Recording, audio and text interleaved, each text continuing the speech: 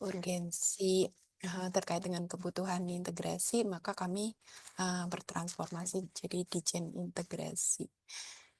Mungkin itu dulu Mas Safil. Iya, terima kasih Mbak Jusnita. Kami ada satu founder lagi, namanya Mas Ilham, mungkin lagi berhalangan. Selanjutnya mungkin ada Mas Luhut, bisa ya Mas Luhut silakan. Ya, makasih banyak Mas Hafil, makasih banyak Pak Raymond dan Pak Sutomo. Kemarin kita udah sempat ketemu ya. Mungkin ini juga mau menyambut teman-teman yang sudah join. Terima kasih banyak sudah bergabung semuanya di dalam pertemuan kita hari ini. Mudah-mudahan bisa bisa bermanfaat buat semua juga, baik dalam aktivitasnya sehari-hari di pekerjaan maupun di luar.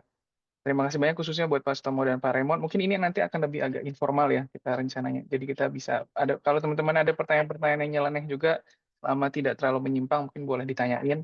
Jadi nanti Pak Sutomo bisa sharing-sharing juga. Kebetulan memang saya lihat apa namanya lokasinya itu sangat menarik ya, karena on its own itu seperti daerah wisata sendiri. Gitu. Tapi pasti ada masalah-masalah teknis, khususnya terakhir terkait soal angkutan lebaran.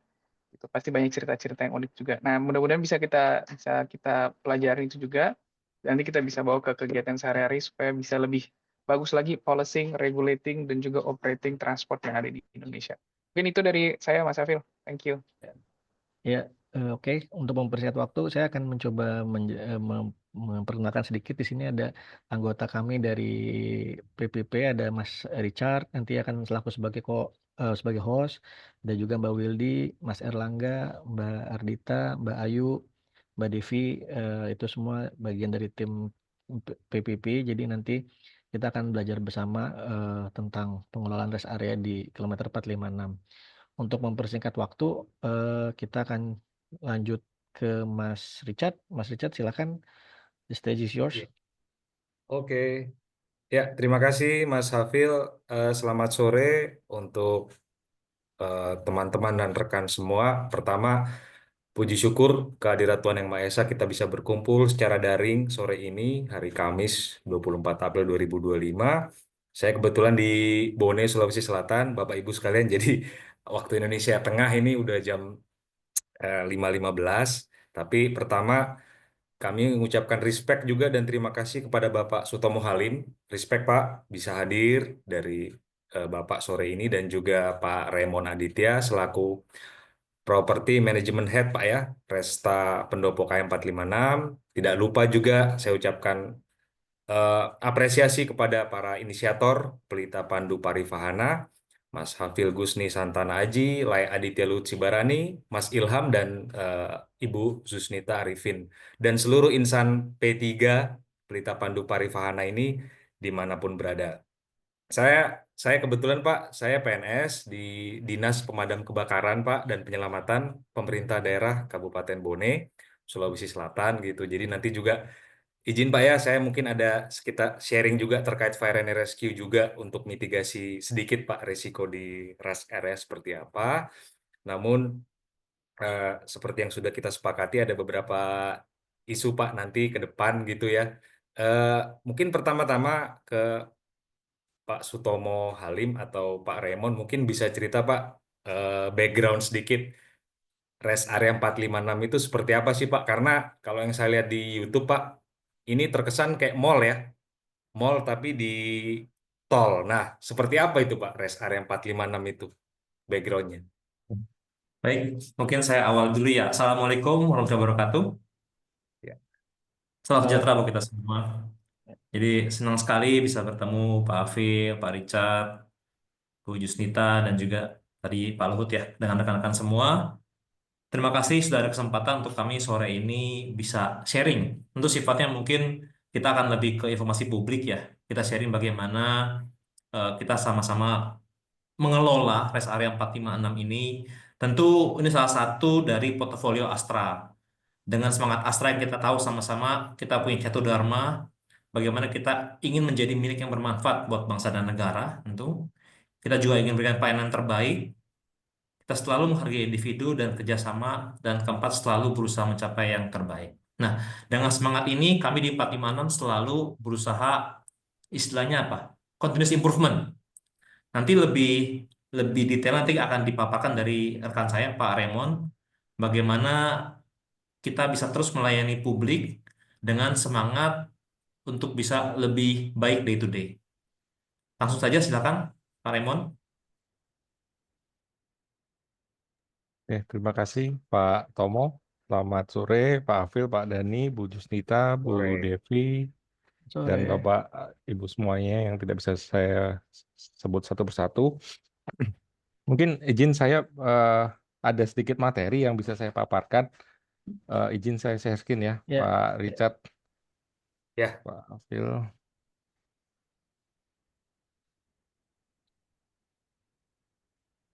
Bentar.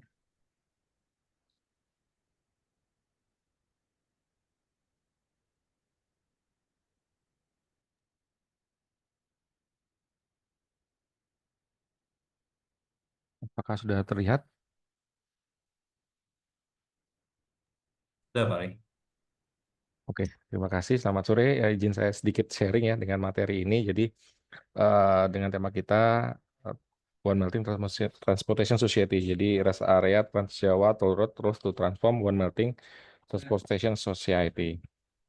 Nah, ini Sugeng Rawuh di Resta Pendopo. Jadi selamat datang Ibu secara virtual ya. Kita menyampaikan Sugeng Rawuh. Jadi dalam bahasa Jawa selamat datang. Jadi kita di Resta Pendopo KM 456 ini lokasinya di Jawa Tengah ya. Jadi sebagai smart destination yang mendukung pelayanan, kenyamanan, dan keamanan bagi pengguna jalan tol. Jadi kenapa disebut smart destination? Karena kita nganggap rest area ini, Resta Pendopo ini sebagai lebih dari sekadar tempat singgah ya. Lebih dari sekedar rest area tempat singgah, tetapi kita ingin menjadi sebuah destinasi wisata ya. Jadi yang wisata yang modern, terus mengintegrasikan teknologi, budaya, UMKM, dan kenyamanan. Ya, seperti itu. Jadi di tengah-tengah jalan tol. Jadi kenapa warna kita logo Resta ini warna ungu ya, Bapak Ibu? Karena warna ungu tuh simbolnya lebih ke arah lembut ya, lembut terus kewanitaan. Nah, jadi kalau di jalan tol tuh kan sifatnya jantan banget ya, Bapak Ibu ya. Wah, penuh dengan kita kita bilangnya ya, kecepatan ya, tough lah. Nah, kita hadir sebagai wanitanya lah, sebagai tempat singgah yang nyaman seperti itu. Nah, selanjutnya, jadi kita sebagai pelopor hybrid transit destination ya, terletak di jalan tol Trans Jawa di Semarang Solo. Jadi, kenapa disebut hybrid? Tadi menyambung yang disampaikan oleh Pak Dani, sebutannya mall. Tidak belum apa ya, disebut mall itu bisa ya bisa enggak sih Pak. Jadi kalau di mall kan parkir bayar ya, benar-benar komersil. Nah, sedangkan kita sebutnya hybrid ya Pak. Jadi kita juga fasilitas publik seperti itu. Jadi parkir gratis, toilet juga gratis. Nah, seperti itu. Jadi kita ini ada joint venture Astra Infra, Astra Property, dan SPJT, Sarana Pembangunan Jawa Tengah. Jadi itu salah satu BUMD di Provinsi Jawa Tengah. Jadi kita resmi beroperasi itu di Februari 2020. Jadi kita beruntung sekali lokasi kita di tengah-tengah jalan tol yang dikelilingi oleh 5 gunung ya. Jadi kalau sempat datang ke Resta itu cuacanya atau kondisinya cukup sejuk ya. Terus kita konsepnya adalah one stop service, under one roof. Jadi kita seperti disebut Pak Richard tadi benar satu akses ya, seperti mall. Jadi pintu masuk utamanya ada satu, under one roof ya, di dalam satu atap yang bersama-sama. Jadi orang parkir masuk melalui lobby, nah, dia bisa makan, bisa sholat dan lain-lainnya. Dan kita sebagai rest area pertama yang ada connecting bridge-nya ya. Jadi antara sisi A dan sisi B itu ada salah satu-satunya rest area di Indonesia yang ada connecting bridge-nya, di mana nanti bisa dari pengunjung bisa menikmati area di sebaliknya ya, dari A ke B, dari B ke A. Jadi seringkali di sini itu tetap jadi meeting point ya. Jadi orang dari arah timur, dari arah barat tuh bisa bertemu di sini untuk melakukan meeting point di sini. Dan kita tidak hanya fasilitas ya, jadi kita juga tadi sampaikan Pak Tomo, kita ada continuous improvement. Kita bikin apa lagi nih supaya pertama ngangkat UMKM kita, terus kita juga memberdayakan masyarakat sekitar. Nah, itu kita adakan secara rutin ada Resta Friendship Trail Run, Bapak Ibu. Ini besok kita akan adakan 25 Mei. Monggo nanti Bapak Ibu kalau Mas Hafil mau ikut join, kita share undangannya, Pak. Nah, itu ada Resta Friendship Trail Run, jadi start finishnya tuh di Resta ya. Jadi startnya di Resta, itu keliling ke kampung-kampung sekitar, Pak. Jadi ada Resta Trail Run, terus goes ke Resta, itu juga start finishnya di Resta. Keluar dari rest area, kita jalan-jalan keliling rest area. Jadi ada persawahan dan perkebunan karet ya di situ. Jadi itu yang, dan mungkin satu-satunya rest area di Indonesia yang kita bikin event trail run ini, Pak. Nah, seperti itu. Jadi kita terus continuous improvement, memberikan pengalaman yang berbeda lah buat pengguna jalan. Nah, ini kita tadi sedikit overview terkait dengan Resta Pendopo, yang ini terkait dengan peraturan ya. Jadi kita landasannya ada di Permen PUPR nomor 28 tahun 2021 tentang TIP. Jadi ini disebutkan unit parkir tipe A, tipe B, dan tipe C ya. Sesuai dengan karakteristik rest area-nya. Kalau kita di Resta Pendopo ini masuk di tipe B. Jadi harus ada 100 lot, golongan 1, terus golongan 2 sampai 5 itu 25 lot. Toilet gratisnya harus ada 10 minimal, pria, wanita 40. Terus tempat ibadah di 200 meter persegi. Terus SME ini Small Medium Enterprise ya, atau UMKM, itu adalah 30% dari total area sewa yang ada di rest area tersebut. Terus untuk fasilitas lain-lain, yaitu ada area parkir kendaraan untuk B3, parkir disabilitas, lalu ada stasiun SPKLU ya, atau pengisian kendaraan listrik umum, lalu ada area hijaunya itu harus 20%, signage-nya itu harus ada CCTV, ada marking jalan dan marking parkir dan sebagainya. Nah, selanjutnya kalau kita berangkat ke Resta ini, kami Smart Hybrid Transit Destination, itu kita meningkatkan standar fasilitas kawasan pelayanan di jalan tol. Jadi kalau basicnya itu adalah 3P ya kita sebutnya. 3P itu dari parking, pre, and P. Ini adalah basic necessity yang di jalan tol ya. Ini yang 3P. Nah, kita kembangkan menjadi 5P ya. 3P to 5P. Jadi ada juga pay dan play. Jadi pay ini belanja, dan play ini ada apa lagi sih yang bisa kita nikmati selain beristirahat ya, kita bisa goes atau jalan-jalan di sekitar rest area. Gitu. Jadi konsepnya dari 3P ke 5P. Untuk belanja pun kita juga menyediakan, kita punya Restasai, jadi di situ kita menggandeng UMKM lokal Jawa Tengah untuk display produknya di unit kita.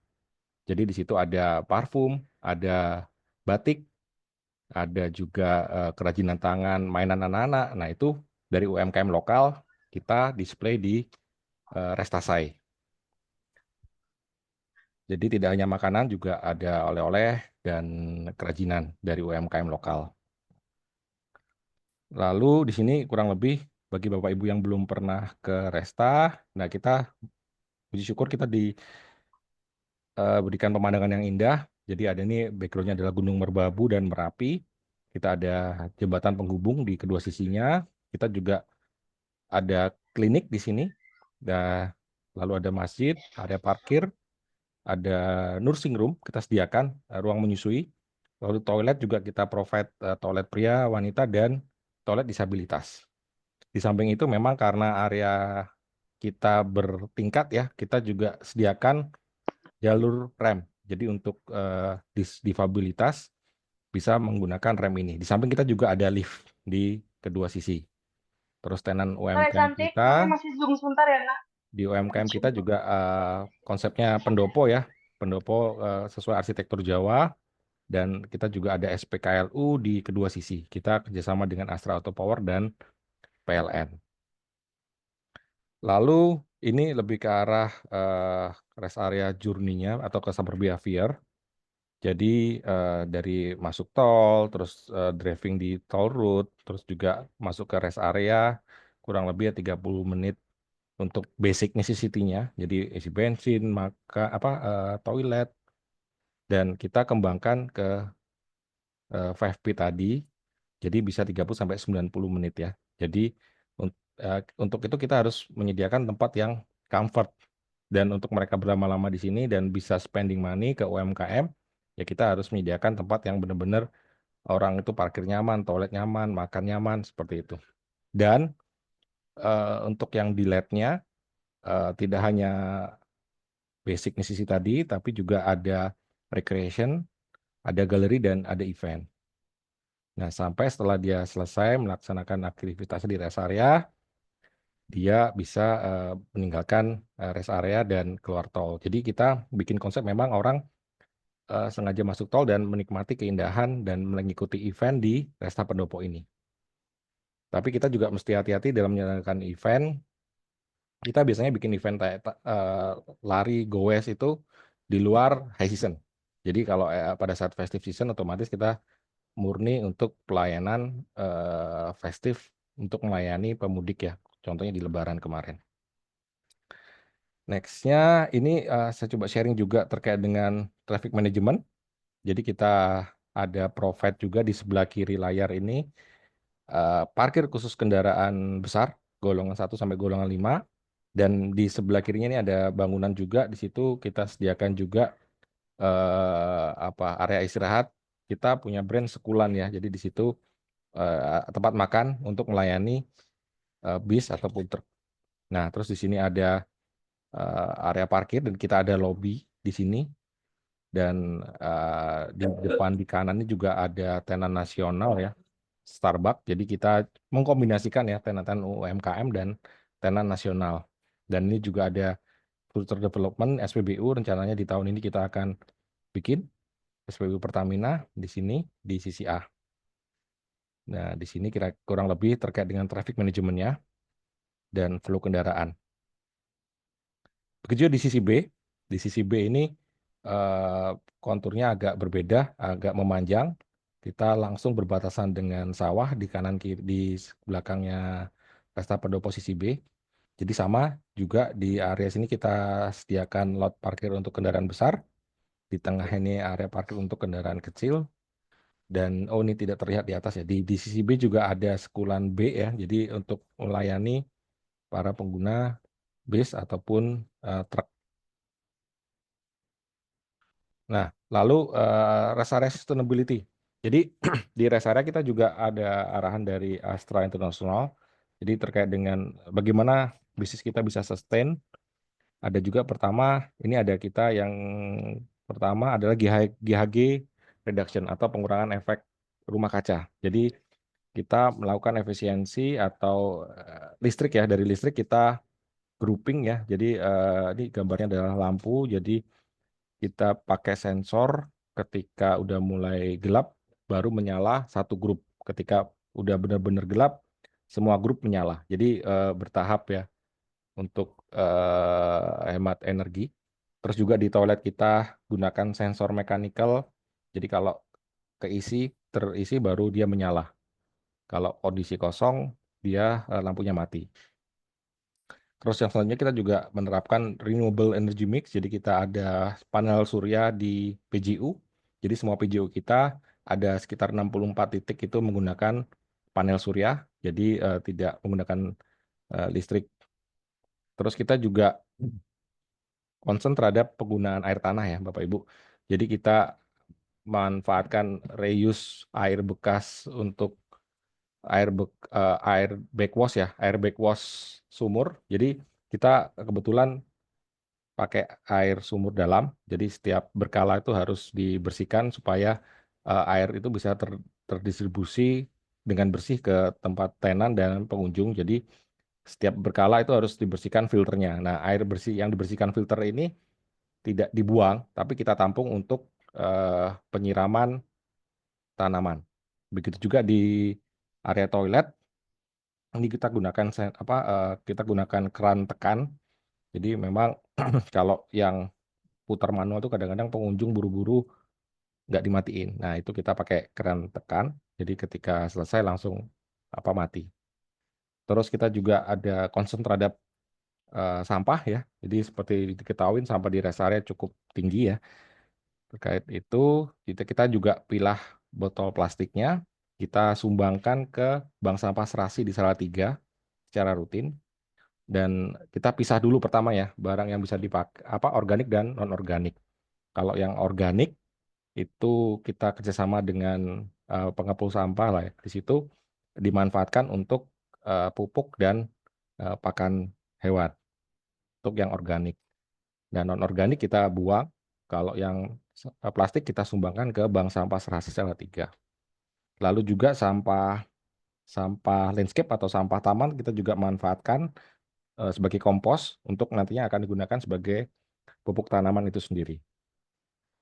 Terus selanjutnya kita juga concern terhadap keselamatan ya, keselamatan dari karyawan dan juga pengunjung.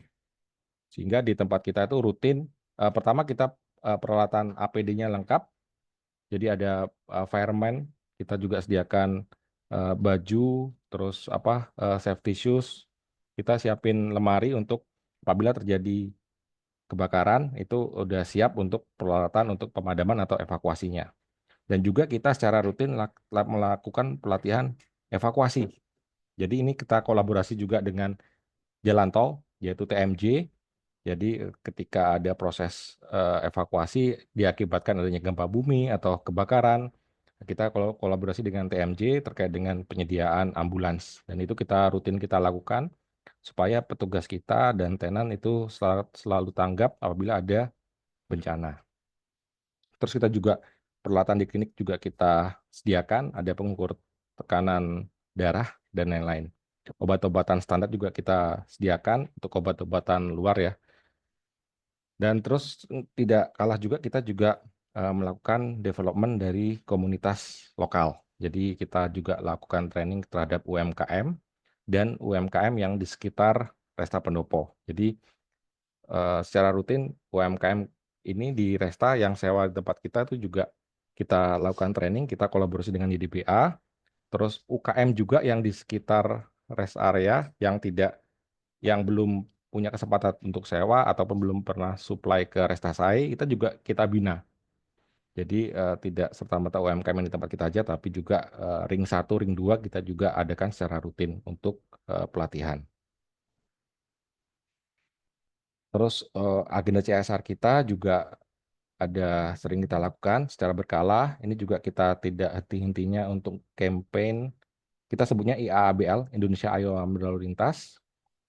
Itu kita peduli terhadap ketertiban dalam berlalu lintas. Kita sasarannya ke sekolah dasar.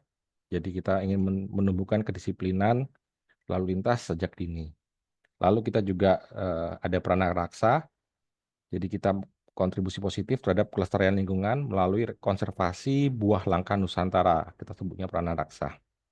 Terus juga kita rutin lakukan dengan PMI untuk donor darah. Nah, ini untuk achievement kita, kita selama 5 tahun berturut-turut dari tahun 2020 sampai 2024 kita mendapatkan apresiasi dari Kementerian PUPR sebagai rest area terbaik tipe B. Mungkin itu karena semua ada di Resta. Nah, kita punya tagline semua ada di Resta. Jadi terima kasih. Mungkin ada pertanyaan atau masukan dari Bapak Ibu. Saya persilakan, saya kembalikan ke Pak Afil dan Pak Richard. Ya, oke. Makasih penjelasannya Pak Raymond. Tapi kalau kita bicara rest area ya Pak ya, rest area 456 ini bagus sekali Pak tadi gitu, membuka cakrawala berpikir kita gitu. Kebanyakan Pak rest area ini dalam tanda kutip krusialnya Pak into season Pak ya, Natal sama tahun baru gitu Pak. Let's say saya ambil data dari Kementerian Perhubungan Pak, seperti tahun lalu waktu Idul Fitri 2024 arus mudik tahun lalu itu Pak kurang lebih ada 11 juta pemudik, dan Natal tahun 2024 juga Pak tahun lalu itu agak melonjak Pak 110,6 juta pemudik Pak, dengan populasi mostly di Jawa Pak ya, pasti Jateng, Jatim, Jabar, Jogja. Namun kemarin Pak saya dengar-dengar juga gitu riset-riset singkat lah. Kalau 2025 kemarin Idul Fitri kan kabarnya ada sedikit degradasi ya penurunan traffic pemudik Pak ya kemarin sekian, kalau saya tidak salah sekitar 24% gitu Pak. Nah, pihak rest area 456 itu dalam tanda kutip terdampak nggak sih Pak ke penurunan kemarin itu dalam hal ini waktu arus balik dan arus mudik Pak? Seperti apa Pak? Hmm. Ya, Mungkin saya menambahkan dulu Pak Richard ya. oke. Kebetulan saya juga bertugas di Semarang Solo kan, di ruas tol Semarang Solo. Jadi alhamdulillahnya kemarin dari perhitungan traffic counting kami di Semarang Solo itu volume lalin H-10 sama H+10 Lebaran itu malah masih ada peningkatan 1,2%, Pak Richard. Jadi masih 1,8 juta kendaraan. Jadi sebagian besar memang favoritnya tujuan masih ke Jogja dan Solo. Jadi memang kita Resta Pendopo ini tertolong dengan lokasi ada Joglo Semar kan, Semarang, Jogja, Solo. Ini menjadi segitiga wisata yang selalu menjadi favorit. Nah dari konteks ini kalau kita bicara dampaknya apa ke Resta Pendopo, memang kita selalu ramai saat festif. Yang terjadi apa yang terjadi? Pak Are selalu berkoordinasi dengan pihak berwajib dengan kepolisian dalam hal ini. Karena begitu mencapai dengan ekornya mencapai dengan ruas jalur tol, ditutup, tutup, mengalir, dibuka, tutup, mengalir, buka. Gitu. Tapi kalau secara jumlah, ya kami bersyukur secara jumlah masih relatif stabil sih. Malah pengunjung itu trennya malah lebih tinggi karena ada beberapa pola yang mungkin menggunakan bus ya. Jadi jumlah vehicle-nya sama, tapi penumpang yang turun, uang walk-in lebih banyak. Gitu. Nah, karena kami sifatnya pelayanan publik, ini Pak Ray dan teman-teman, mungkin kami sharing juga, tim kita di Resta Pendopo ini isinya nggak banyak. 11 orang saja ya Pak Ray ya. Betul, Pak. 11 orang kita punya tim 11 orang seperti tim bola, kita mengelola satu rest area yang luasannya 3 hektar. Yang bisa dibilang cukup lengkap fasilitasnya. Gitu.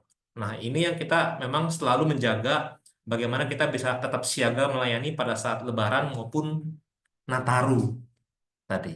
Mungkin menambahkan aja Pak Rey. Silakan Pak Rey.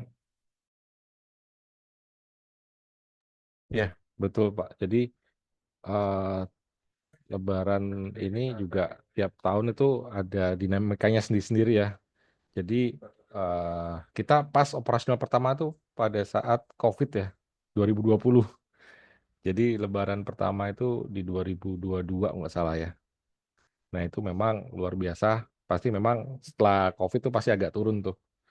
Nah memang kemarin tahun 2024 itu pertama kalinya one way di depan Resta Pendopo.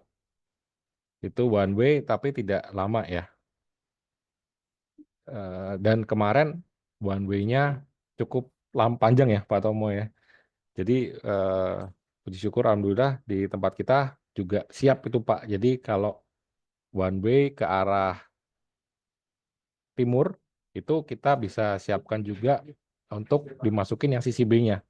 Jadi secara signage, secara posisi parkir itu kita cukup fleksibel. Gitu. Jadi memang kalau di tahun kemarin tidak sepanjang tahun ini untuk buka tutup untuk one way-nya. Jadi saya melihat memang cukup masih agak relatif stabil.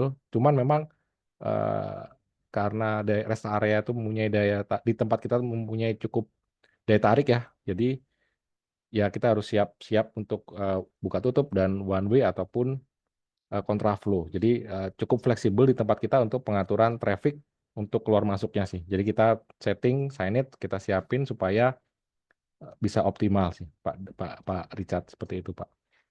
Tapi kembali kalau untuk perlakuan CB, cara bertindak itu berdasarkan SKP 3 Menteri ada di kepolisian ya Pak Richard dan rekan-rekan. Jadi kepolisian menentukan setiap saat kapan bisa kontraflow, kapan akan dilakukan one way. Jadi beliau-beliau melihat volume lalin. Jika 3.000 kendaraan sudah masuk di Banyumanik per jam selama 3 jam berturut-turut, mungkin akan diperlakukan one way. Nah kami di Resta Pendopo harus bersiap fleksibel, menginformasikan ke semua pengunjung di saat itu bahwa akan ada one way dan mereka harus mulai menyesuaikan. Biasa waktu persiapan kita kurang lebih 1 jam sampai 2 jam maksimal, karena harus cepat. Nah, di situ memang sangat dibutuhkan kecepatan pada saat perubahan yang tadi perlakuan Pak Rey, infonya adalah one way. One way, jadi kedua sisi langsung padat tuh posisinya gitu. Tapi dari sisi pengunjung, pengguna jalan tol, saya melihat ya, ini personal, mereka happy. Karena kalau kita lihat pergerakan traffic, bukan lebih ke diskon tarif tol yang bikin banyak pergerakan, tapi pada saat one way diberlakukan. Jadi saat one way jalan itu tiba-tiba volume langsung seperti mengalir lebih lancar. Meskipun yang kita ketahui juga memang ada pihak-pihak seperti kendaraan besar yang nggak bisa lewat ya saat itu ya. Itu pun menjadi satu dinamika yang berbeda lah konteks itu ya. Kalau saat festif ya, dibatasin kan. Tapi kalau konteks CB sesuai dengan regulasi di kepolisian. Demikian, Pak.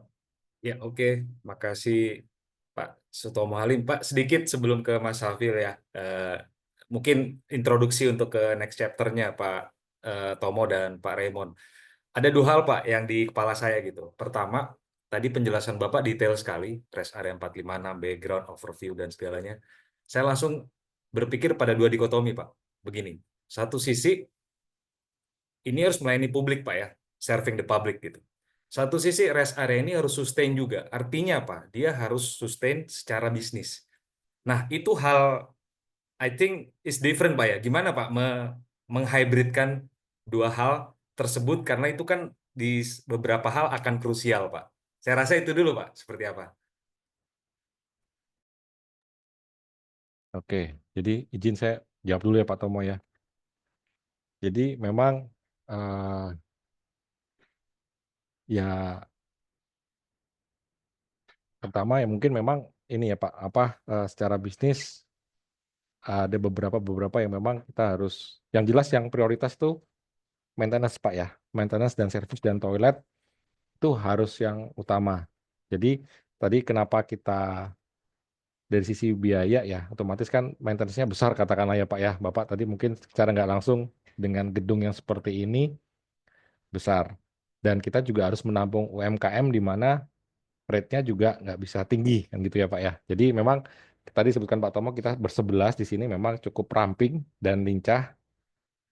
Nah, bagaimana caranya kita keduanya bisa berjalan dengan beriringan? Memang tadi yang pertama adalah dari sisi biaya kita prioritas ya, prioritas dan benar-benar efisien. Dan memang bagaimana caranya menambah revenue ya kita optimalkan di masa-masa low season ya. Jadi mengapa ketika high season udah pasti tenan semua happy lah ya. Dan bagaimana kita PR-nya adalah meningkatkan pada saat low season. Makanya di tagline kita adalah smart destination ya Pak ya. Jadi kenapa kita bikin event di season di low season terutama itu supaya tenan-tenan kita juga bisa sustain dan kita secara revenue juga bisa sustain. Jadi kita dari sisi operasional kita sangat efektif dan lean. Terus yang kedua kita juga harus aktif dalam mengisi season-season yang tidak terlalu tinggi. Jadi secara dari sisi tenan juga sustain, tenan yang menyewa sustain, otomatis dari pihak pengelola juga akan sustain sih Pak. Seperti itu. Jadi kita juga dengan tenan makanya kita tenan juga kita develop secara berkala kan. Jadi supaya juga mereka secara standar pelayanan dari sisi rasa masakan juga tetap kalau bisa naik kelas gitu. Dan harapan kita mereka bisa naik kelas sehingga mereka sustain, kita pun juga akan sustain sih. Seperti itu sih Pak. Ya, mungkin menambahkan Pak Richard ya. Jadi kalau perspektif bisnis ya, kita bicara kalau rest area, jalan tol, pelayanan publik itu kita melihat bisnisnya itu long term, Pak Richard. Jadi kalau kita bicara investasi itu tidak bisa melihatnya mungkin setahun, 2 tahun, bisa jangka panjang. Salah satu yang salah satu yang dilihat tentunya dalam konteks rest area adalah masa konsesi. Masa konsesi itu saat ini aturannya itu bisa mencapai 50 tahun secara peraturan regulasi. Jadi kita melihat investasi itu dalam jangka panjang. Kalau melihat tahun per tahun mungkin di tahun-tahun awal akan cukup menantang ya tentu. Tapi kita melihat jangka panjang dan bagaimana kita membreakdown jangka panjang itu dengan perencanaan yang cukup efisien. Itu pertama. Yang kedua dari sisi KPI. KPI kami, KPI saya, Pak Ray, itu tidak hanya profit kembali. Jadi dari Astra mendapat KPI itu tidak hanya profit, tapi juga ada kepuasan pelanggan, ada customer service index, juga ada keberlanjutan. Jadi ada beberapa KPI yang sifatnya strategik, tidak terlalu fokus pada profit saja. Karena itu esensi bisnis dari pelayanan publik. Bagaimana kita bisa berkontribusi, tadi kembali ke semangat Astra, bagaimana berkontribusi. Tapi kalau bicara keberlanjutan, tentu di dalamnya harus ada profit tetap. Jadi dalam konteks bisnis, supaya bisa survive, harus tetap profit. Bagaimana caranya? Minimal tidak rugi. Bagaimana caranya kita bisa menjaga profit, menjaga kualitas laba dengan pendapatan yang sustain. Jadi bagaimana kita melihat tenan-tenan kita mungkin yang punya nama ya, seperti Pring Sewu, Solaria, ketika mereka bisa sustain, itu pun buat kami sustain. Kalau UMKM mungkin yang terkenal apa ya Pak Re? Butoha ya. Butoha, Mas Made. Jadi ada beberapa UMKM yang kita juga sama-sama bangun. Jadi ada UMKM yang dari awal kita berdiri, mereka juga masih sama-sama kita. Jadi buat Astra sustain itu penting. Jadi sama-sama sustain, berlanjut, berarti bisnisnya aman. Jadi lancar. Jadi kalau kita bicara lebih besaran adalah ekosistem. Bagaimana kita bangun ekosistem, kita harus koordinasi juga dengan TMJ. TMJ ini BUJT-nya, Transpaga Jateng. Bagaimana kita juga sama-sama bertumbuh di dalamnya. Dan menjaga dinamika bisnis, seperti kemarin kita memang khawatir. Kan waktu itu prediksinya adalah terjadi penurunan ya Pak ya, penurunan jumlah pemudik istilahnya kan besar. Tapi kita melihat apa yang bisa kita coba improve, apa yang kita bisa kontribusi. Memang ada beberapa langkah efisiensi yang kita lakukan. Ya, tapi dalam konteks efisiensi itu kita tidak pernah mengorbankan yang namanya safety. Safety is a must. Safety itu harus. Kalau tadi Pak Richard lihat rest area mana, teman-teman lihat rest area mana yang ada liftnya coba. Tadi ada liftnya kan. Itu biaya cukup besar, biaya maintenance-nya. Bagaimana caranya supaya tidak terlalu besar? Ya kita harus preventive maintenance. Kita benar-benar merawat itu apa namanya? Wire rope-nya kita mesti rawat supaya lifetime-nya dia yang kurang lebih 8 tahun, 5 sampai 8 tahun terjaga. Jadi dengan kita maintenance dengan baik periodik itu bisa terjaga kualitasnya. Jadi tidak hanya membangun, tapi kita juga coba menjaga dari pemeliharaan yang tadi Pak Arya sebutkan. Dan kita juga selalu kerjasama dengan vendor-vendor yang kita pilih secara tender. Jadi kita lakukan perbandingan. Kita di sini kita bersyukur kita punya tim housekeeping atau istilahnya outsource lah ya, outsource housekeeping buat ini yang benar-benar kerja keras, qualified. Jadi kalau kita melihat itu areanya bersih, itu kerja keras semua teman-teman. Dan itu ya kembali kita memang benar-benar tender. Kita ada ukuran minimal itu QCD, quality cost delivery saat kita pilih. Jadi yang benar-benar barang-barang kita yang terpilih dan benar-benar ya siap dengan parameter SLA yang kita tentukan. Sehingga dengan semua ini harapannya bisnisnya bisa sustain. Kalau dari sisi Astra Pendopo demikian Pak Richard. Ya, silakan Mas Safil atau ada teman-teman lain ingin bertanya seperti itu. Silakan teman-teman yang ingin bertanya, silakan. Mas Safil, Mas Richard, mungkin ada satu pertanyaan sih dari saya. Ini terkait dengan rest area, tapi mungkin tidak khusus di rest area 456 ya, tidak saya khususkan, cuman mungkin saya ingin minta pandangan nih dari Pak Sutomo atau Pak Remon. Nah, kalau kita ngomongin tentang tol dan rest area, ini kan sebenarnya kalau kami di sektor transport ini, pengembangan tol dan rest area itu jadi saingan berat nih untuk pengembangan public transport. Kan dengan adanya tol, mungkin kita bisa tol itu lebih identik untuk melayani kendaraan pribadi. Nah, mungkin memang ada kendaraan-kendaraan angkutan umum seperti bis, akap, dan sebagainya itu yang lewat tol. Tapi kan mostly yang dilayani ini kendaraan pribadi. Nah, kira-kira bagaimana nih pendapat Bapak-Bapak? Jadi kalau dalam konteks kami di Kemenhub yang mungkin berjuang keras nih supaya masyarakat itu shifting dari penggunaan kendaraan pribadi ke angkutan umum.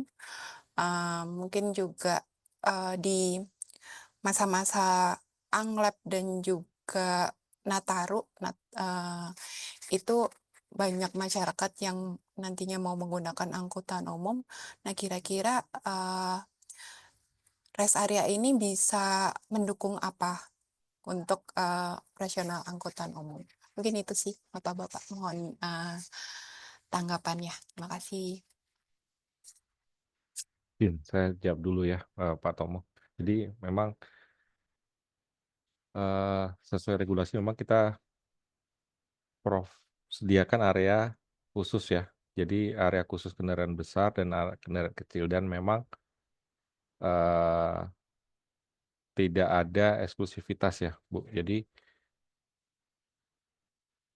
cukup banyak, kalau boleh saya cerita, cukup banyak ke rest area yang menggunakan bis, terutama lebih ke arah banyak bis-bis wisata sih, Bu. Jadi kayak tadi pagi tuh banyak rombongan anak-anak SMA. Kayaknya anak-anak SMA kelas 3 udah mulai pada libur ya. Jadi banyak banget tuh rombongan wisata anak-anak SMA yang ke rest area. Jadi pada prinsipnya kita, terutama jumlah toilet tadi itu ya. Jadi yang bisa kita sediakan, kalau kalau bis itu memang rata-rata langsung banyak ya, 50, satu bis isi 50, isi 30 yang medium. Nah, itu memang eh pertama kalau mereka langsung ke toilet tuh langsung penuh tuh toilet, Bu. Jadi paling enggak, makanya kita strateginya dari pembangunan rest area ini, jadi memang toiletnya kita pecah di beberapa titik ya. Jadi kita jaga supaya tidak ada antrian toilet ya.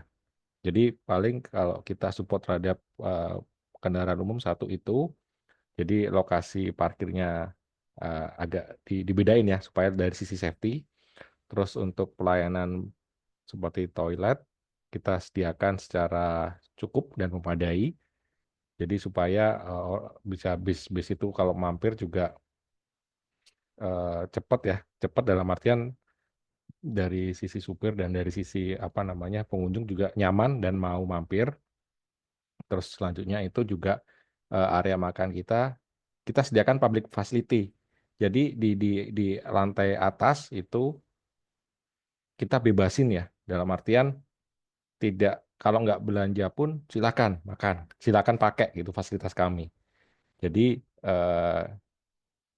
kita sediain fasilitas umum untuk pengguna bis itu untuk istirahat, misalnya dia mau bawa bekal ya monggo silakan. Itu sih paling dari sisi rest area yang bisa kita support untuk kendaraan umum. Terus di paling itu ya, dan fasilitas yang bisa kita sediakan dan kita bisa support buat angkutan umum. Silakan Pak Tomo, mungkin kalau ada tambahan. Mungkin pertanyaan eh, Bu Jusnita ini menurut saya baik sekali ya. Jadi kalau kita bicara transportasi publik kan sebetulnya kalau kita lihat dari perspektif pengguna ya agak berbeda ya, Bu, ya. Dalam konteks pengguna ini misalnya kita melihat pengguna jalan tol dengan pengguna kereta api. Kita pernah ada analisa internal bahwa sebetulnya itu secara ekonomis kalau kita bicara perhitungan tarif tol gitu ya akan lebih efisien ekonomis ketika sebetulnya yang menggunakan adalah kendaraan dengan penumpang 3 sampai 4 orang dan atau bus golongan satu. Karena bus pun kategori tarif tolnya sama golongan satu. Jadi bus besar itu sama ongkos tarif tolnya dengan mobil minibus. Itu sama. Tapi begitu dibandingkan dengan kereta, kereta ini begitu kalau diperhitungkan secara perbandingan ya, kan kereta hitungnya per orang ya. Biayanya mungkin akan lebih besar. Dan memang point to point kalau secara jalan tol itu melihatnya aglomerasinya lebih fleksibel jangkauannya. Bahkan tadi pagi juga saya dengar radio, even pemerintahan DKI sekarang udah sampai Trans Jabodetabek ya. Busnya itu sudah nanti akan sampai ke Alam Sutra kalau nggak salah tuh, sampai ke Tangerang Alam Sutra sampai ke Jakarta. Jadi memang kebetulan mungkin saat ini infrastruktur yang lebih siap adalah lebih ke jalan ya jalan tol dan lainnya, dan juga dari sisi perhitungan biaya, willingness dan ability to pay-nya dari pengguna itu masih lebih tersupport dengan bus dari sisi bus. Nah, support peran dari rest area adalah kami menyediakan tempat istirahat dan pelayanan yang layak untuk pengguna bus. Dalam hal ini kalau misalnya Bapak Ibu rekan-rekan pernah ke Resta, itu pada saat kita masuk bus itu bisa disambut dengan mural. Ada mural tangga itu bisa naik ke atas pendopo. Nah, kemarin itu kita gunakan untuk posko lebaran. Jadi kemarin itu posko siaga lebaran dari aparat kepolisian itu standby di sana di atas posko. Ada tempat istirahat, ada mengukur tekanan darah buat pengguna bus, ada tempat bermain ramah ramah anak ya Pak ya. Ada playground gitu, mini playground. Jadi basically pada saat festif itu kita menyediakan tempat dan fasilitas yang cukup memadai untuk bisa istirahat buat pengguna jalan tol, terutama bus terutama dalam hal ini. Karena kita menyadari pasti perjalanan kan cukup panjang. Kalau dari let's say dari Jakarta ke Semarang itu 500 kilo dan itu akan melewati Semarang Solo ke arah timur melewati rest area kita di tengah di 456. Jadi di saat itu akan terjadi titik kelelahan yang cukup tinggi dan pasti butuh istirahat. Nah, kita sediakan ya bisa dibilang ada jajanan UMKM, ada juga kuliner, sama juga tekanan darah tuh kalau misalnya lagi festif. Betulnya juga ada kerjasama dengan Puskesmas ya Pak Rey. Puskesmas kita ada ya Vaskes lah Ya. pada saat itu. Jadi kalau dibilang transportasi publik menurut kami ya ini salah satu bentuk pelayanan publik yang kita bisa kontribusikan saat ini. Sehingga harapannya itu memang bisa sejalan. Kalau kemarin kita lihat penumpang kereta api juga naik ya. Jadi kalau festif memang semuanya naik sih Bu. Semuanya ramai. Dan memang harapannya dengan adanya rest area tingkat keselamatan bisa lebih terjaga.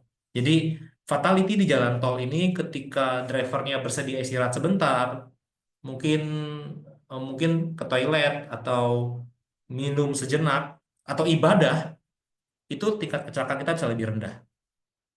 Kontribusi di rest area seperti itu. Dan kalau melihat perkembangan ke depan, kita juga melihat mulai banyak rest area yang juga mulai meningkatkan standarnya.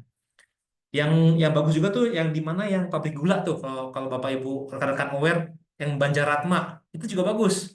Itu pabrik gula di Pugar, itu PTPP kalau nggak salah. Itu juga bagus di Pugar. Jadi menyediakan tempat istirahat buat semua pengguna jalan supaya bisa istirahat. Dia kembali ke esensi dan fungsi dari rest area.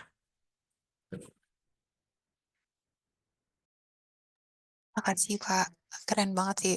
Kami harap juga dari rest area bisa kedepannya bisa semakin support untuk angkutan umum ini sih. Jadi nggak cuman mengutamakan pengguna kendaraan pribadi, tapi juga ke angkutan umumnya. Makasih ya Pak.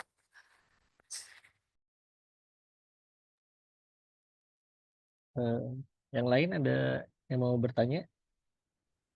Mohon izin Rekan-rekan yang lain? diskusi, Mas Hafid. Ya, silakan.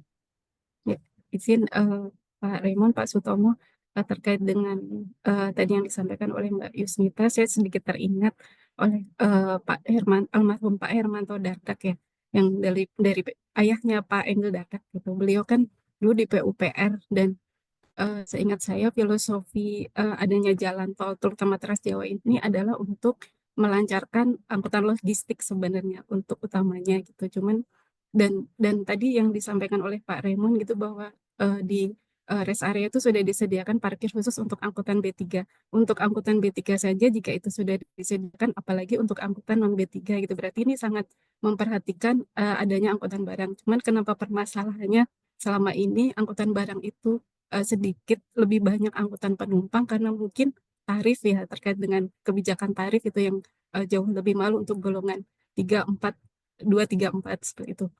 Nah, mungkin kalau untuk yang tadi disampaikan oleh Mbak Yusnita itu untuk high season ya, untuk high season ini kan memang ada aturan dari pemerintah untuk membatasi perjalanan dari angkutan barang gitu. Jadi lebih banyak memang diberikan prioritas untuk angkutan penumpang baik bus atau mobil pribadi. Nah, mungkin izin diskusi Pak Sutomo, Pak Remo terkait dengan fasilitas rest area ini. Betul tadi Pak sepakat dengan yang disampaikan oleh Pak Sutomo bahwa rest area ini sangat-sangat membantu untuk mengurangi fatalitas dari mengurangi fatiknya pengemudi gitu Pak. Nah, kalau dari ULL aja itu kan selama perjalanan ketika mengemudi 4 jam itu harus istirahat minimal 30 menit. Nah, di beberapa rest area yang saya temui, bukan di Pendopo ya Pak, saya sebenarnya juga pengguna rest area Pendopo juga Pak, karena orang tua saya juga rumahnya di dekat gerbang tol Colomadu. Saya paling nggak 6 sampai 10 kali setahun saya lewat situ, dan saya termasuk penggemar juga rest area Pendopo gitu. Apalagi kalau pas pagi hari itu ada sunset dari arah timur tuh bagus banget Pak. Dan ya di rest area yang sebelumnya itu pernah saya temukan bahwa waktu high season itu ada pembatasan penggunaan rest area maksimal 30 menit. Nah, itu apakah ada pembatasan juga Pak? Mengingat tadi yang disampaikan oleh Pak Sutomo juga bahwa pengemudi itu butuh fit kembali gitu Pak setelah mengemudi gitu. Nah, dengan dibatasi sebetulnya kan itu akan menjadikan pengemudi itu mungkin belum selesai gitu capeknya gitu, atau makan dia belum sampai deep sleep tapi udah harus berangkat lagi. Nah, mohon pencerahannya Pak terkait dengan hal tersebut. Terima kasih. Ya, izin saya jawab dulu Pak Tomo ya. Secara operasional memang ya itu himbauan ya. Jadi memang kenapa di rest area kita himbau 30 menit biar bisa bergantian gitu. Jadi karena memang volume kendaraannya terutama pas festive tuh lonjakannya sangat luar biasa. Sedangkan kapasitas rest area manapun lah kalau festive itu nggak akan bisa nampung sih segede apapun. Jadi memang harus gantian lah katakanlah. Nah, kalau di sisi operasional memang ya kita ngakalinya gimana dari sisi makanan ya. Kita minta tenan itu siapin yang paket take away ya. Jadi yang jalur cepat, jadi biar apa ya, nggak terlalu lama nunggu lah. Jadi menu-menu yang fast moving, yang cepat. Nah, cuman memang kalau memang istirahat ya memang ya kita kalau di rest area saya operasional sih hanya batas menghimbau ya. Jadi tidak bisa represif, oh udah 30 menit silakan jalan. Enggak, paling ya kita akan himbau. Jadi ketika penuh siapa saja yang sudah cukup beristirahat, kita bilang gitu, siapa saja yang sudah cukup beristirahat atau lebih dari 30 menit, silakan bisa meninggalkan rest area untuk bergantian dengan pengunjung lainnya.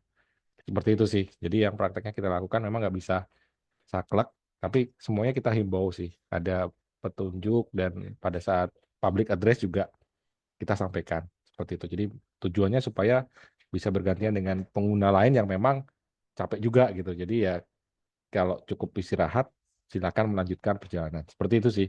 Kalau di pendopo kita perlakuannya sih, Ibu. Ya, mungkin mendapatkan Pak Rey. Jadi kalau kita uniknya kan kalau di kita memang festif itu budaya yang baik ya. Lebaran itu budaya yang baik ketika semua bisa pulang bertemu orang tua, bertemu keluarga. Cuman sayangnya kan ternyata strategi strategi kita, kalau saya coba perhatikan kemarin waktu Lebaran, meskipun udah ada istilahnya libur yang lebih awal ya, tapi tetap pola persebarannya tidak terlalu merata, tetap tinggi pada peak tanggal-tanggal tertentu. Sehingga yang tadi 30 menit memang kita harus upayakan dengan cara apa? Beberapa yang mengupayakan dengan ada rest area lain ya. Ada yang menyediakan kopi gratis, ada yang menyediakan layan-layannya yang bisa dibilang singkat. Jadi nggak mungkin bisa deep sleep, Bu. Konteksnya itu yang saya juga sebenarnya juga kami juga masih mempelajari. Ada rest area yang menyediakan hotel ya sekarang ya. Itu kami masih coba melihat tuh bagaimana bisa ya stay di 3 jam gitu ya. Terus kemudian berangkat kembali. Nah, dalam konteks penumpang mungkin itu suatu hal yang baru yang kita juga coba lihat. Bagaimana ada istilahnya kayak semacam hotel tempat ya istirahat lah ya berapa waktu. Jadi memang itu terus kita dorong untuk ada kesadaran karena memang harus di saat penuh harus bergantian, terutama fasilitas yang sifatnya umum, gitu kan. Dan yang kedua terkait dengan kendaraan besar, logistik. Memang satu challenge di kita adalah kita bisa melihat dengan kasat mata ketika kendaraan itu over dimension sebetulnya. Jadi belum belum bicara overloading, sebenarnya bisa kita lihat ketika itu over dimension. Misalnya kita lihat karoserinya. Dari karoserinya pun sudah ditambah-tambahin gitu kan, ada tingkat-tingkatannya. Dan itu sebetulnya dari sisi perspektif jalan tol maupun rest area, itu akan menambah beban pemeliharaan. Karena tonase yang lewat, yang parkir pun, itu akan lebih tinggi daripada standar kapasitas dari desain rigid pavement di awal. Sehingga mungkin dalam konteks logistik, memang tadi kembali lagi, mesti ada pembahasan bersama bagaimana em, kendaraan-kendaraan besar yang over dimension atau overload ini bisa mulai dimitigasi. Nah, kemarin kalau kami perhatikan pada saat festive itu mungkin lebih distrategiin. Jadi yang tadinya besar jadi kecil-kecil. Tapi bukan yang sumbu 3, jadinya sumbu 2. Karena yang boleh kan hanya sumbu 3 yang boleh hanya terkait dengan sembako ya, yang bisa lewat sama bahan bakar. Nah, di luar itu mungkin lebih konteksnya distrategikan dengan sumbu 2. Jadi tetap tetap jalan, tapi mungkin dibatasin. Nah, kalau ketika dalam hari biasa, dalam weekdays, akan cenderung lebih longgar sih sebetulnya. Ya, kembali kalau di pelayanan publik, buat kami ya keselamatan, kelancaran. Jadi kita selalu bilang, mungkin kadang ketika jalan tol itu rame atau padat, malah cenderung orang lebih hati-hati, lebih aman dibandingkan saat itu benar-benar lancar dan cepat. Karena kecepatan itu dua sisi kan. Ada saatnya apa istilah tadi microslip ya, lengah itu juga bisa terjadi kecelakaan fatality. Itu yang juga kita terus terus jaga di rest area dan maupun di salah satu fungsi rest area itu di jalan tol. Ya, mungkin Terima ada kasih, Pak. teman-teman lain yang mau tanya bisa mulai memperkenalkan diri kalau mau bertanya namanya dan dari instansi mana teman-teman. Selamat sore.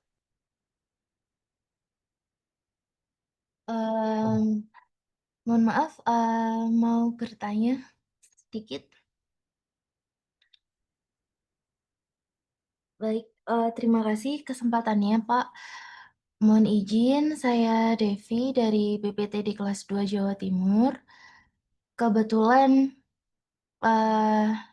di seksi lalu lintas dan angkutan jalan, jadi fenomena saat ini yang sedang menjadi perhatian dari kami juga di sini, yaitu terkait dengan banyaknya angkutan umum yang menurun dan menaikkan penumpang di exit tol. Sehingga exit tol itu menjadi seperti simpul baru gitu, Pak. Akhirnya efeknya juga angkutan umum itu jarang ada yang masuk ke terminal. Nah, sempat ada ide apakah memungkinkan atau diperbolehkan gitu ya, kalau misalnya menaik turunkan penumpang itu posisinya di rest area. Apakah itu memungkinkan? Karena dengan kondisi yang saat ini itu menimbulkan suatu konflik lalu lintas baru gitu. Meskipun ya memang petugas tol itu sudah sering ya Pak untuk patroli, mengingatkan entah itu dari pihak perusahaannya ataupun dari penumpangnya gitu untuk tidak beraktivitas di sekitar exit tol gitu. Tapi faktanya masih berjalan seperti itu gitu. Nah, termasuk itu dan mungkin yang kedua kaitannya sama tadi ya yang dibahas tentang angkutan barang, memang di tol Trans Jawa ini ada beberapa titik yang sudah memiliki jembatan timbang. Namun infonya itu terkendala dengan SDM yang mengoperasikan jembatan timbang itu sendiri seperti itu, Pak.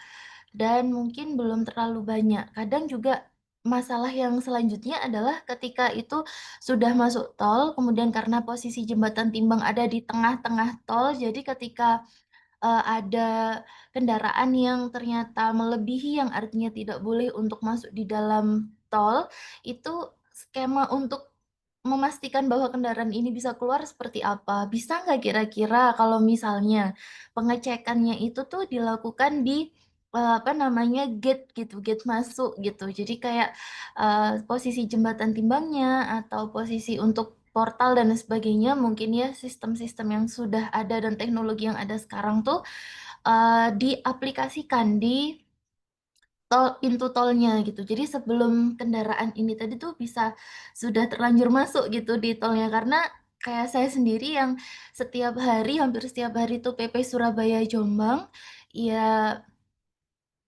hampir tiap hari Pak nemuin apa truk itu yang kecepatannya bahkan di bawah 30 km per jam, itu Masya Allah masih banyak gitu. Jadi tuh apalagi kalau malam hari ya sangat berbahaya. Baik, mungkin sekian saja sedikit pertanyaan atau sharing dari saya. Terima kasih. Saya kembalikan ke Mas Tambo. Ya, izin Pak Tomo ya. Kalau bis umum ya di Resta ya biasanya ya boleh ya kalau asal masuk dan parkir ya.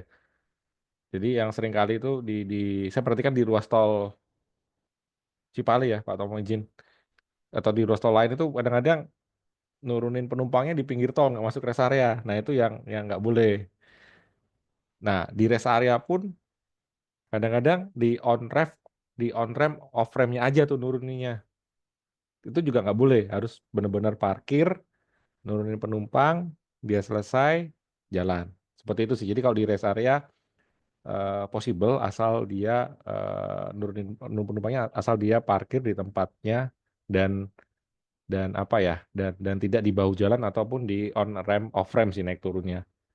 Seperti itu. Jadi kalau naik turun penumpang oke, cuman kalau untuk terminal atau terminal tuh agak ya tergantung kapasitasnya ya, karena kapasitasnya eh apa ya, kapasitasnya terbatas ya kalau di rest area itu. Kalau jadi ngumpul di situ, nah belum tahu tuh, belum ada regulasinya. Yang jelas kalau naik turunin penumpang silakan asal di tempatnya sih. Gitu. Kadang-kadang saya juga pernah naik bis juga eh ada yang mau, ada yang enggak juga tuh nurunin di rest area, tergantung bisnya. Kadang-kadang dia juga buru-buru. Dan kalau untuk travel atau apa, mungkin asal areanya cukup besar dan memadai, saya kira bisa menjadi transportation hub ya. Seperti itu sih. Jadi yang bisa connecting ke jalur non-tol. Ketimbang dia jadi Natusong ya. Nah apa? Nah kita sebutannya apa kemarin tuh Mas Wan? Ya, ya Fenomenanya itu natupang. Natupang, Natupang. Natupang. Nah, Natupang Natupang itu. Itu fenomena. di Merak tuh banyak banget itu. Iya, Natupang yang Dulu. Pak Hafil paham sekali itu. Iya. Mungkin itu sih. Dulu Pak. Silakan. Silakan Pak Tomo kalau ada tambahan Pak. Oh, oke. Jadi sebenarnya itu betul itu fenomena Natupang tadi itu satu fenomena yang masih terjadi sebetulnya, Mbak Devi. Jadi kami terus dengan pendekatan persuasif setahu saya dari petugas tol ya, petugas customer service istilahnya Kamtip, Kamtip itu keliling selalu mengingatkan. Tapi memang ada demand, ada supply sih ya. Jadi ada beberapa titik-titik yang menjadi titik penurunan dan juga ada naik. Tapi secara regulasi harusnya itu nggak boleh. Yang pertama. Yang kedua, saya baca di chat ada di rest area Karawang ya. Mungkin ya, saya pernah dengar bahwa ada yang bisa turun di rest area, kemudian nanti di belakangnya itu ada connection hub dengan jalan nasional. Bisa langsung kayak semacam terminal bayangan gitu ya. Memang secara regulasi di rest area itu kalau kalau ngomong pengembangan ke depan, ada berapa yang bilang bisa dijadikan logistik hub. Jadi bisa untuk perpindahan orang dan barang. Bahkan ada beberapa pembicaraan untuk pengembangan di rest area itu menjadi tempat semacam theme park, playground. Jadi bisa dibuat beberapa area taman bermain ke belakang area yang di rest area. Jadi misalnya ada luasan area pengembangan istilahnya. Bisa berkembang ke arah sana, tetapi yang bisa keluar masuk hanya akses orang atau barang. Jadi bukan kendaraan. Karena kalau kendaraan kan berarti ada kendaraan yang keluar dari ruas tol. Seperti itu. Jadi kalau kalau ke depan mungkin ada regulasi bisa turun penumpang, kemudian di belakangnya terminal bayangan, itu masih bisa. Masih bisa. Vi.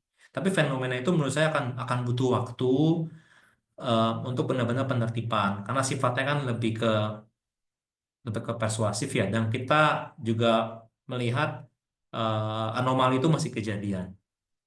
Nah, sebetulnya sebetulnya dengan adanya hub-hub seperti itu, Day-Trans ya, ini juga menjadi cukup baik selama yang tadi Pak Rey bilang, benar-benar posisinya itu parkir, stop, dan turun di rest area. Jadi bukan bukan berhenti sebentar di rem terus turun gitu ya. Jadi lebih ke arah faktor safety juga sih. Dan kilometer 62 ya, ya. Dan ini sebenarnya bisa dikembangkan ketika di balik rest area itu ada akses jalan nasional. Tapi kembali ada dua sisi kan. Kalau kita bicara rest area itu, ada rest area yang lahannya dimiliki oleh badan usaha jalan tol. Ada juga rest area yang dimiliki oleh investor. Sementara untuk membuka akses dan menghubungkan akses ke jalan nasional kan pasti biayanya nggak kecil gitu ya. Pasti besar. Sehingga kembali ke faktor tadi investasi seperti apa. Kalau kebetulan kami di Resta, ini lahannya milik BUJT, milik Transmaga Jateng. Jadi untuk setiap perubahan bentuk lahan, ekspansi kami harus izin dari BUJT. Jadi itu memungkinkan. Yang kedua tadi terkait dengan timbangan ya. Nah kembali, kalau sepengetahuan saya kita kan ada asosiasi Tol Indonesia ya, TI. Waktu itu sempat dibicarakan mengenai kalau memungkinkan lebih baik timbangan itu ada justru di kawasan industri. Jadi pada saat kendaraan besar itu lewat dari kawasan industri, dia betul-betul ditimbang di sana. Jadi keluar dari sumbernya sudah ditimbang, bukan saat di gerbang tol. Karena kalau saat di gerbang tol malah menimbulkan kemacetan. Kalau tertahan di gerbang tol malah jadi macet dan jadi bottleneck buat antrian di belakangnya. Karena kadang even tanpa timbangan pun terlihat kasat mata kok bahwa ketika kendaraan itu udah underspeed, berarti kan desainnya udah berbeda, tonase dia udah sangat berat gitu kan buat yang tadi kalau Mbak Devi cerita 30 km ya per jam di Surabaya mana Jombang itu udah satu indikator sebetulnya kan. Ya. Nah, itu kembali penegakannya sebetulnya tidak bisa stand alone di jalan tol, tapi harus melibatkan juga beberapa lintas kementerian bahkan ya. Itu yang saat ini mungkin masih digodok sepertinya karena beberapa ruas tol sudah punya timbangan sebetulnya. Tetapi begitu ditimbang itu misalnya melebihi muatan, paling yang bisa dilakukan adalah mengeluarkan di gerbang tol terdekat. Tentu yang gerbang tolnya pun masih bisa berkapasitas ya. Ada gerbang tol seperti yang di Bawen kalau nggak salah, itu gerbang tol keluar tolnya itu juga jalannya kecil, lebarnya let's say 14 meter. Kalau ketemu yang benar-benar kendaraan tronton yang besar sekali, benar-benar odol, itu akan jadi beban di jalan nasional. Kadang-kadang itu juga kita pertimbangkan apakah bisa kita alihkan betul-betul ke sana atau terpaksa kita koordinasi dengan pengelola jalan tol, kita dikawal dikawal PJR, patroli jalan raya, benar-benar dikawal supaya memastikan keselamatannya. Itu sih. Demikian mungkin sharingnya, Brevi.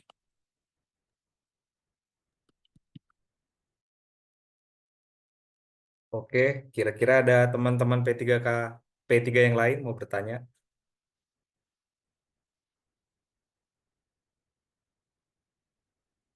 Atau izinkan saya kali ini deh, kalau semacam menjelang akhir ya. Izin Pak Tomo dan Pak Raymond, ada dua pertanyaan saya gitu ya. Eh, Pertama, rest area 456 ini kan dulu pasti punya master plan ya Pak. Artinya backgroundnya seperti apa gitu Pak ya. Master plan awalnya itu secara de jure Pak sama de facto-nya itu sama 100% nggak Pak? Karena takutnya kan misalkan, oh ini tadinya jalan masuknya harusnya begini nih, tapi jadinya begini gitu. Karena mungkin kontur tanah yang bergerak atau seperti apa gitu Pak. Eh, Artinya tata kelolanya rest area 456 ini sinkron nggak Pak sama master plan awal gitu. Terus terakhir Pak, yang kedua, kalau dari saya gitu, kan kemarin kita sama-sama dengar kabar yang kurang enak lah menurut saya. SPBU kita plat merah itu RON 92-nya kan di blending Pak katanya. Jadi izinkan Pak untuk kepentingan publik gitu. Mungkin nggak sih Pak ada aturan provider BBM sebutlah merek lain gitu Pak ya, si kuning, si hijau, si biru itu bisa membuka SPBU di rest area Pak, supaya artinya tidak monopolistik gitu Pak. Itu aja Pak dari saya, bisa dijawab mungkin. Kasih. Oke, izin saya jawab dulu Pak Tomo ya. Yang secara desain Pak Dani, jadi sebelum kita ngajuin bangun rest area itu cukup banyak tahapannya Pak ya. Harus ke BPJT, ke JBH, ke PUPR. Jadi kalau saya boleh bilang sih hampir 100% sesuai desain sih. Jadi termasuk jembatan itu besar kolomnya, besar bentangannya, itu semuanya dicek detail sampai dengan JBH. JBH itu di bawah PUPR nggak salah. Nah, jadi ya secara rem itu kan udah ada regulasinya ya Pak ya dari Kementerian PUPR. Jadi lebar tapernya berapa meter, terus lebar untuk apa rem innya itu minimal berapa meter, itu udah ada guidance-nya semua. Termasuk ketinggian jembatan itu ada semua referensinya. Jadi boleh dibilang dari desain awal sampai dengan aktual itu hampir secara yang infrastruktur utama ya itu 100% ya. Jadi dari lempar jalan. Cuman memang penyesuaiannya di dalam yang minor-minor terkait dengan tenancy ya, terkait komersial. Itu mungkin yang sedikit menyesuaikan dengan kebutuhan komersial ya. Tapi kalau secara struktur dan secara aturan itu tidak berubah karena itu suatu mandatori ya. Jadi misalnya rem ininya dipendekin untuk bikin kios itu nggak bisa. Jadi udah ada pakemnya yang harus diturutin. Seperti itu. Terus yang kedua kalau untuk BBM saya nggak bisa jawab sih itu. Jadi eh, memang kalau di Resta Pendopo sih beberapa kali event juga kita kerjasama dengan plat merah ya Pak ya. Jadi yang bisa kita jagain adalah yang paling gampang itu teranya ya. Jadi kita pastikan pada saat buka sertifikat teranya masih berlaku tuh. Jadi meteran pembacanya tuh masih apa masih berlaku lah surat sertifikat teranya. Paling yang bisa kita justifikasi di situ ya. Jadi kalau untuk lain-lainnya memang belum, dan memang secara plat merah ya secara kapasitas dia yang paling kuat ya Pak ya, secara pola distribusi dia yang paling kuat Pak, jujur. Jadi memang apalagi di momen Lebaran itu sekelas Pertamina ada aja kesulitan Pak. Dalam artian memang ada one way, ada apa itu memang cukup effort lah. Kalau di plat-plat yang lain saya nggak tahu kemampuan distribusinya dia seperti apa. Seperti itu sih. Jadi kalau plat merah memang ya karena jangkauan dan distribusinya luas, jadi ketika kondisi apapun mereka masih bisa cover. Itu pendapat saya secara pribadi ya, Pak. Dan tidak tidak ada memihak atau apa gimana lah. Jadi secara operasional yang kita pastikan itu, jadi jangan sampai stok BBM itu habis di rest area. Kuncinya di situ sih. Dan secara takaran, karena kita orang awam ya, bukan orang minyak ya, kita pastikan meterannya itu sudah terkalibrasi dengan benar. Paling itu sih kalau praktek personal di rest area. Silakan Pak Tomo, ada tambahan. Mungkin sedikit aja Pak Re. Jadi kalau tadi betul yang Pak Re bilang bahwa kalau kita pelayanan publik di rest area itu harus betul-betul 100% mengikuti DED, Detail Engineering Design. Jadi itu harga mati bahwa benar-benar harus sesuai sama untuk infrastruktur dasar. Jadi bentuk masuk akses, ketebalan pavement, tinggi tiang, posisi guardrail, semua harus sama persis dengan DED atau RTA. Rancangan teknik akhir itu harus sesuai karena dari regulator udah mengatur sedemikian rupa untuk proses itu. Pertama. Yang kedua terkait dengan BBM. Sebenarnya kalau kita di Jawa Tengah, kami sih melihatnya kami kalau Resta melihat terbuka ya. Sebetulnya kalau dari bicara posisi kan ada beberapa pilihan sekarang kalau di Indonesia. Tapi kalau dari sisi tadi ketersediaan supply, kami sepengetahuan kami itu saat ini depo untuk BBM-nya paling kuat masih plat merah tentunya. Ada di Semarang, ada di Solo. Sementara yang lain mungkin cuma ada di Semarang. Jadi ketersediaan depo itu sangat penting untuk ketersediaan supply. Karena walau bagaimanapun satu pelayanan publik itu harus ada ya tadi ketersediaan, bahkan percepatan itu sangat sangat tinggi ya. Kemarin tuh Lebaran itu kita sempat benar-benar harus memodifikasi traffic flow. Begitu one way kan nggak bisa tuh. Nggak bisa kalau nunggu dari Semarang agak jauh kan kalau dari Semarang. Jadi berubah Solo. Jadi memang fleksibilitas dan juga tadi ketersediaan depo logistik itu menjadi kunci utama buat pilihan. Dan saat ini kalau kita lihat rest area yang ada di Semarang Solo hampir semuanya yang tipe A juga plat merah sih. Jadi memang ya hopefully pelayanannya semakin hari semakin baik. Sih, Pak.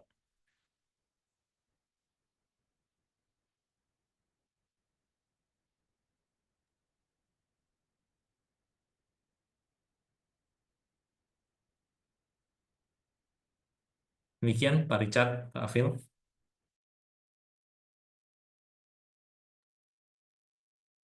Ya, makasih Pak penjelasannya Pak Tomo dan Pak Remon detail sekali Pak.